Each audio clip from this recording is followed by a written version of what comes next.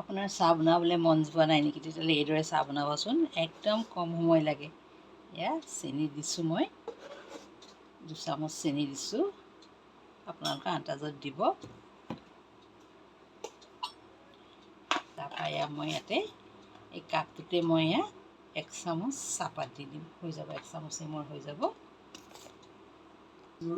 তাৰপৰা এতিয়া আপুনি আৰু ঘণ্টকী কাপ মিনিটমে ইয়াত একদম এনেকৈ পানী ঢালি দিব আৰু হৈ গ'ল। যিমান খায় আপুনি, 1 কাপ খায়, আধা কাপ খায়, চাহ পানী ঢালি দিম।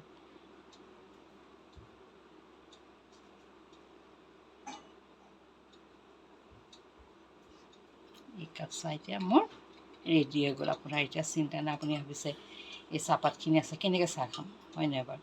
কিন্তু একো চিন্তা নকৰিব, অকণমান দেৰি লৰাই দিয়াৰ পাছত দেখিব আপোনাৰ চাহপাত তলত পৰি গ'ল, আপুনি চাহখিনি আৰামত খাব পাৰিব।